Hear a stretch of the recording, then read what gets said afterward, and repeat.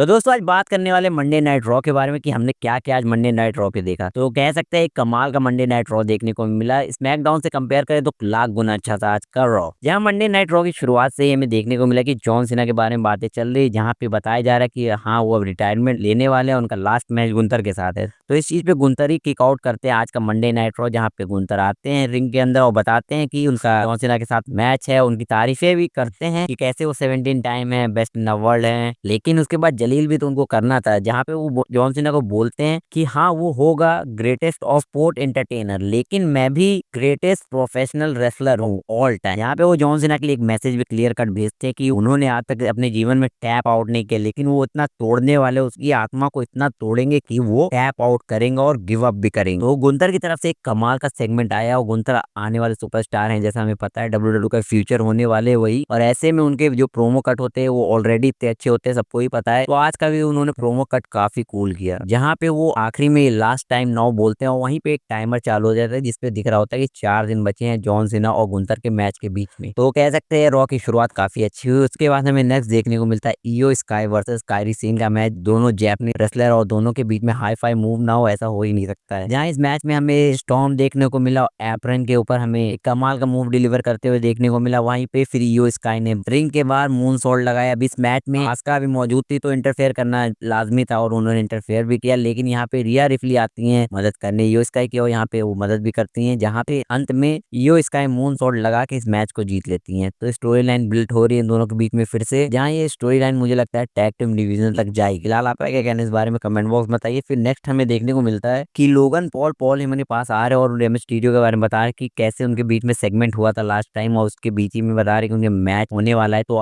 उसी पे Paul Heyman कहते हैं कि हाँ भाई, हमारे पास बैकअप है। तो उसी पे पॉल हेमन थोड़ा गुस्सा हो जाते हैं, तो वो कहते हैं कि मैं उन लोग के लिए भी बैकअप मैं भी हूँ, वो मेरे लिए सिर्फ बैकअप नहीं है। जिस पे पॉल हेमन कहते हैं हाँ भाई मैं समझ रहा हूँ, और वो उनका नर्व वेसल देते हैं उनके हाथों में, वो कहते हैं अगर जरूरत पड़ी तो ये भी बैकअप में है। यहाँ पे हरामी पना साफ झलक रहा है दोनों के बीच में, और लोगन पॉल तो हरामी है ही। और नेक्स्ट क्लियर कट हमें फिर वहीं पे देखने को मिलता है रेम मिस्टीरियो रिंग में आते हैं, जहाँ पे उनके ऊपर पीछे से अटैक कर देते हैं लोगन पॉल और काफी उनके ऊपर अटैक करते हैं। यहाँ पे 619 के लिए जा ही रहे होते हैं रेम मिस्टीरियो, लेकिन यहाँ पे वही mask man, mystery mask man आता है और अटैक करता है रेम मिस्टीरियो के ऊपर। पहले तो सुपर किक लगाता है, फिर वही टॉम लगाता है, और फिर वहाँ पे गार्ड वार्ड आ जाते तो वो वहां से भाग लेता है। यहाँ पे लोगन पॉल भी थोड़ा शॉक थे कि भाई ये क्या हुआ। उसके बाद नकल बसल से उनको मारते हैं रेम मिस्टीरियो को, लेकिन यहाँ पे मारने के बाद जैसे और अटैक करने जा ही रहे होते कि यहाँ पे एले नाइट आ जाते हैं। एले नाइट आते हैं तो फिर लोगन पॉल समझ लेते हैं मेरा तो कोई काम नहीं है, अब यहाँ से भाग लेते हैं। अब यहाँ से भागने के बाद उनको एले नाइट चैलेंज करते हैं एक मैच के लिए, जहाँ पे मेन इवेंट इसी चीज में होना था। तो इसके बारे में आगे डिस्कस करेंगे। इन दोनों के बीच में मैच सेटअप होता है लेटर नाइट के लिए, और आगे क्या होता है इसके बारे में बात करेंगे जरूर। अब नेक्स्ट मैच हमें देखने को मिलता है एक टैग डिवीजन का मैच, जो कि होता है AJ style Dragon Lee versus War Raiders के बीच में, जो कि कमाल का एक मैच होता है। अब ये लोग हैं इस मैच में और मैच अच्छे ना हो ऐसा हो ही नहीं सकता है। जहाँ पे इस मैच में हमें वॉर रेडर्स की तरफ से मून सॉल्ट भी देखने को मिलता है। इतने भारी भरकम शरीर के साथ मून सॉल्ट लगाना काफी इंप्रेसिव बात है। उसके बाद यहाँ पे इस चीज को ब्रेक करते हैं एजे स्टाइल, उसके बाद फिनोमिनल फोर आर्म लगा के इस मैच को एजे स्टाइल जीत लेते हैं। उसके बाद हमें क्या देखने को मिलता है कि यहाँ पे न्यू डे आ रही है ग्रेसन वॉलर के साथ, और यहीं पे जिमी ऊसो और जे ऊसो आते हैं, जहाँ पे वो कंफर्म करते हैं कि अब वो टैग टीम डिवीजन में वापस आ रहे हैं। यहाँ पे कहते हैं एजे स्टाइल और ड्रैगन ली को तो पता नहीं होगा, लेकिन न्यू डे को हमारे बारे में जरूर पता होगा, क्योंकि उनकी राइवलरी रही है इन दोनों के बीच में।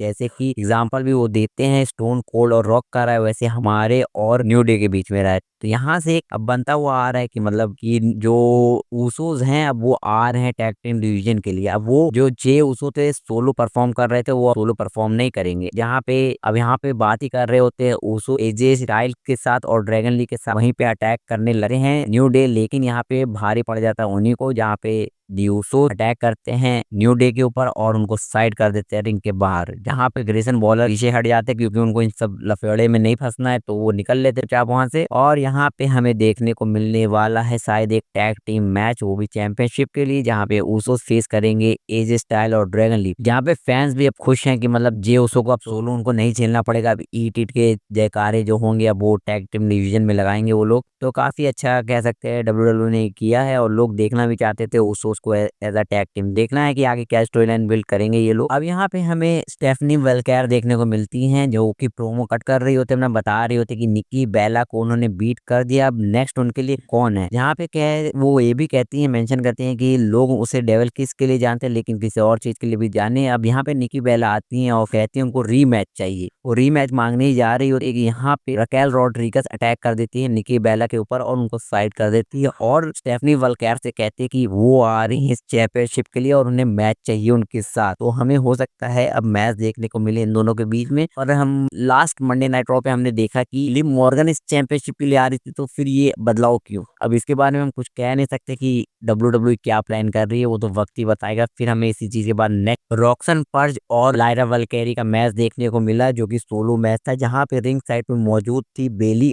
और लिव मॉर्गन हो और मैच में इंटरफेयर ना हो, ऐसा कभी हुआ नहीं है। जहां पे लिव मॉर्गन इस मैच में इंटरफेयर करने की कोशिश करती है लेकिन बेली रोकने की कोशिश करती है लेकिन बेली कुछ कर नहीं पाती है। अब यहाँ पे लायरा वेल्किरी पे अटैक करती है लिव मॉर्गन और इस चीज का फायदा मिलता है रॉक्सन पर्ज को और वो अपना फिनिशर लगा के इस मैच को जीत लेती हैं। तो क्या हमें लिव मॉर्गन और रॉक्सन पर्ज टैग टीम चैंपियन देखने को मिलने वाली है? क्या ये लोग टैग टीम डिवीजन के लिए जाने वाले हैं या फिर कुछ और प्लान है? ये तो वक्त ही बताएगा। अब यहाँ पे बारी थी मंडे नाइट रॉ के मेन इवेंट की, जहाँ पे ये मैच होता है एलए नाइट और लोगन पॉल के बीच में। यहाँ पे फिर से हमें एक वही मिस्ट्री मैन देखने को मिलता है जो कि अटैक करता है एलए नाइट के ऊपर, जहाँ पे लोगन पॉल को पीट ही रहे होते हैं एलए नाइट, लेकिन यहाँ पे अनाउंसर टेबल के ऊपर स्टॉर्म लगा देता है वो मास्क मैन। अब इस मैच में क्या ही होना था, अब यहाँ पे मैच डिस्क्वालीफाई हो जाता है जहाँ पे एलए नाइट भी पिटते हैं लोगन पॉल से। उसके बाद पूरी विजन की टीम आती है जो कि एक एक करके एलए नाइट को बहुत पीटती है, सुनामी रियर सब मिलता है बेचारे को। उसके बाद हमें नेक्स्ट देखने को मिलता है कि प्रोमो कट कर रहे हैं यहाँ पे